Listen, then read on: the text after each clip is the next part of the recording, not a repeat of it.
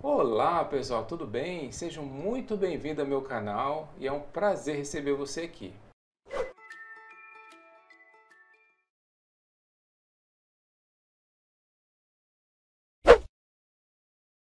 Pessoal, eu estou aqui com o manual da Philco para atender esses modelos aqui, ó. E aqui na página 31, vem trazendo todos os códigos de erro para esse equipamento. Para o vídeo de hoje, nós vamos falar sobre o código de erro F4, que diz assim, ó, falha no ventilador da unidade interna ou falha na turbina, ok? Vamos falar um pouco sobre esse erro aqui. A primeira coisa que você tem que pensar é o seguinte, é um problema na turbina. Ou ela está parada, ou ela está funcionando de forma inadequada. Então é o seguinte, nessa situação você tem que pensar em duas coisas. Ou é um problema mecânico, ou é um problema elétrico. Então, para facilitar, a primeira coisa que tem que fazer é resolver ou analisar um problema mecânico. Quais são os problemas mecânicos? Sujeira, alguma obstrução, de repente entrou algum inseto e acabou travando ali a turbina e ela não está conseguindo girar. Então dá uma analisada em toda essa parte mecânica. Faz a limpeza da turbina, tira todo aquele pó, vê se não tem nada obstruindo, dá uma analisada geral nessa parte mecânica. Dando tudo ok a parte mecânica, agora você vai para a parte elétrica. Pessoal, quando nós temos esse erro relacionado ao ventilador do evaporador, nós podemos ter certeza que deu um problema ou no motor ou no circuito que alimenta esse motor. Por isso que esse ventilador está fora de controle. E com isso, podemos chegar a 6 possíveis causas que está gerando esse erro. Então, primeiro é o mau contato dos conectores do motor. Segundo, o capacitor de arranque desse motor. 3, o próprio motor em si. Vamos ver como que a gente pode testar esse motor. O sensor térmico desse motor. O circuito integrado ou chip, que é o microcontrolador desse motor. E por último, sobre a placa de forma geral, que controla aí o equipamento. Tá? Então, vamos falar sobre esses 6 pontos aí para a gente entender sobre por que está dando esse erro aí. Pessoal, então vamos começar aqui, ó. Primeiro, mau contato. O mau contato, por que ele acontece? Todo ar-condicionado ele tem aqueles conectores ou bornes, né, que encaixa na placa. Alguns são de plástico, outros são de metais, enfim. Tem esses conectores que é conectado na placa. Com o passar do tempo, devido à umidade e às condições ambientais, pode gerar oxidação nesses pinos internos que entram em contato com os pinos da placa. Então pode haver uma oxidação e pode gerar uma falha elétrica ali.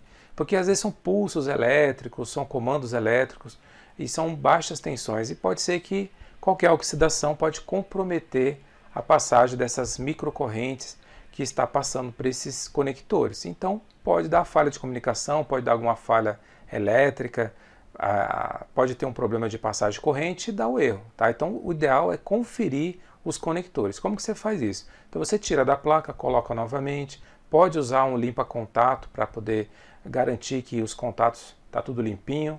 Tira, põe algumas vezes aí da placa, tira, põe, para poder tirar essa oxidação e garantir que estão bem conectados, tudo certinho, que está passando corrente.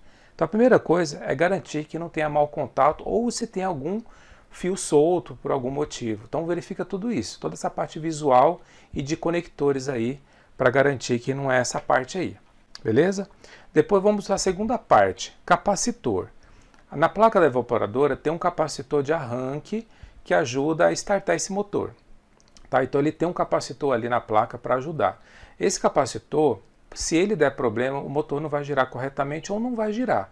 Tá? Todo capacitor de arranque ele precisa estar funcionando adequadamente para esse motor começar a girar. Se ele não estiver funcionando, ele não starta. E aí o motor tem dificuldade de girar e aí ele vai dar o erro também. Então verifica o capacitor. Tá? Na internet tem vários vídeos explicando como você pode testar o capacitor. Caso você não consiga ou não saiba fazer esse procedimento de testar o capacitor, então ele não é um componente tão caro, né? Você pode removê-lo e colocar já um novo, né? Já para garantir que está tudo ok com esse capacitor, tá bom? Mas na internet tem vídeos como você pode remover da placa e também como você pode testar para você substituir, ok? Então veja o capacitor. Depois que você verificou tudo isso e tiver tudo ok, aí você vai analisar o motor. Pessoal, então esse motor do ventilador da turbina ali, da evaporadora, ela tem duas bobinas internas nesse motor, tá? Conforme vocês podem verificar aí no desenho. Então você vai ter uma bobina que vai dar na faixa de 100 ohms e vai ter a outra bobina que vai dar na faixa de 200 ohms, tá? Então a B1, que é a primeira bobina, 100 ohms, aproximado. E a segunda bobina, 200 ohms. E a somatória dessas duas bobinas que vai dar os 300 ohms, tá? Então elas estão interligadas em 3 pontos e vai sair de dentro do motor 3 fios. E aí você vai testando, né? Sempre de par em par.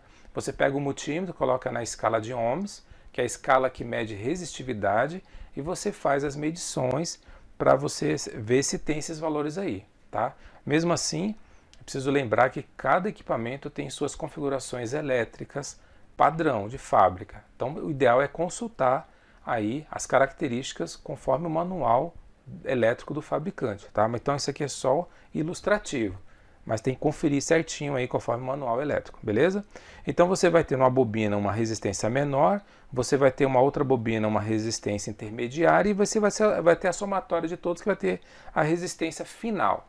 Então você tem que encontrar essas 3 medições aí para você poder garantir que não tem um curto, que ela não tá rompido, tá? Por exemplo, se essa bobina aqui ela estiver aberta, então você não vai ter resistividade nenhuma, tá?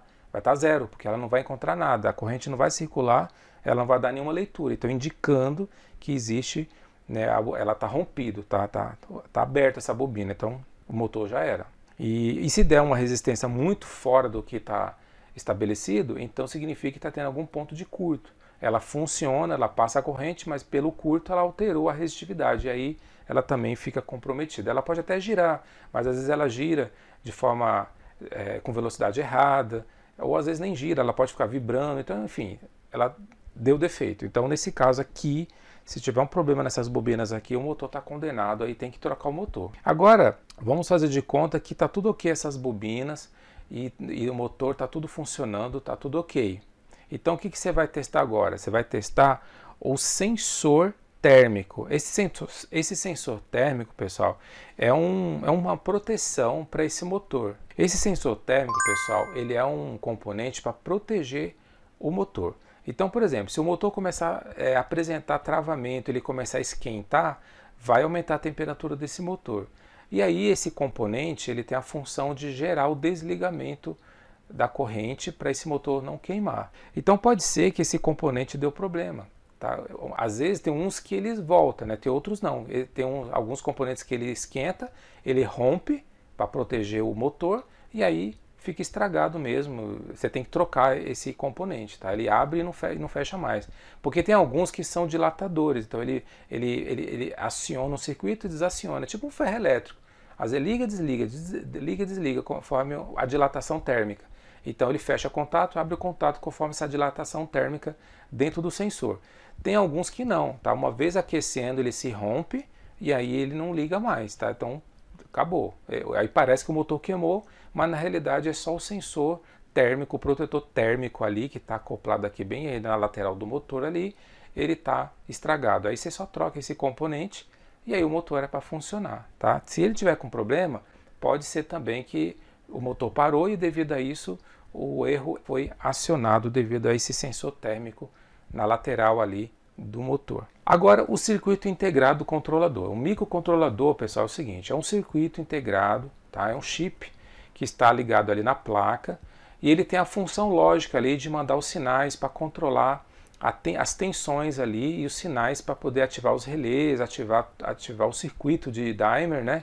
Que é o circuito controlador de tensão para poder gerar as tensões certas para esse motor girar certinho nas velocidades corretas, de forma bem adequada, suave, sem vibrações. Então tem um circuito que controla todas essas velocidades. Então tem um microcontrolador ali na placa que está responsável de controlar isso. Então o que você pode fazer? Você pode pegar o manual elétrico da placa e medir as tensões nos pinos desse controlador. Tá? Geralmente eles trabalham com 5 volts. Tá? Tem tensões na placa que tem 12 volts para atender alguns componentes e tem 5 volts que geralmente é a tensão que os circuitos integrados trabalham e os microcontroladores. Então você precisa pegar o manual da placa e ver as tensões. Por exemplo, o pino 8 é para ter 5 volts, o pino 5 é para ter 2 volts, outro pino 8, o pino 9 é para ter 3 volts, enfim, você vai tendo ali as tensões que é para sair e para entrar desses pinos. Então, se não tiver correto essas voltagens, então pode ser que está tendo um problema nesse circuito integrado e o ideal seria trocá-lo. Mas aí, pessoal, nós entramos então no sexto ponto, que é o problema da placa. O que acontece? Um problema eletrônico, de componentes eletrônicos, não necessariamente é um componente isolado. Pode ser que parece que é um componente, mas na realidade está sendo causado por outros componentes. E aí você fica trocando, e no final você acaba não achando defeito. Por exemplo, dá um problema no capacitor, que deu um problema no resistor, que deu problema no pino 8 do circuito integrado XYZ. Então, na realidade, foram 3 componentes. Aí você acha que é um circuito integrado, aí você troca e continua o problema. Aí você fica aquela luta para achar o problema. Então, nesse caso, se você perceber que tem risco de não ser só o processadorzinho ali, os microcontroladores, então o ideal é você já condenar essa placa e já trocar a placa. Principalmente, pessoal, se a placa ela tiver circuitos com soldas SMD, que é essa tecnologia de solda que os componentes são soldados por cima da placa. São aqueles componentes bem pequenininhos que eles são soldados por cima da placa. Aqueles componentes é muito difícil de trocar, tem que ter equipamentos apropriados, soprador térmico, isolante ali para não danificar os outros componentes. Você tem que ter suga-solda, ter pasta de solda, tem que ter um microscópio apropriado para você ampliar a imagem, para você ver melhor esses componentes. Enfim, tem vários equipamentos eletrônicos para dar suporte nessa manutenção. Se você não é especializado em placas eletrônicas de ar-condicionado, eu recomendo, se você quer reparar a placa porque ela é muito cara, então contrata uma empresa especializada em fazer manutenção de placa de ar-condicionado para você não ter problema de perder muito tempo e às vezes até danificar um outro componente que nem estava precisando trocar. Então, pessoal, resumindo isso daí. Então, mau contato, capacitores, motor, circuitos integrados, que são os microcontroladores, e depois, se você não conseguiu encontrar até esse ponto, então a sua placa aí ela está condenada, é melhor você trocar a sua placa para fazer o reparo do seu ar-condicionado, e aí esse erro E3 ele vai ser extinto aí. Eu espero ter ajudado você com esse vídeo. Se você gostou, deixa um like, se inscreva no canal e eu espero você para o próximo vídeo. Até mais!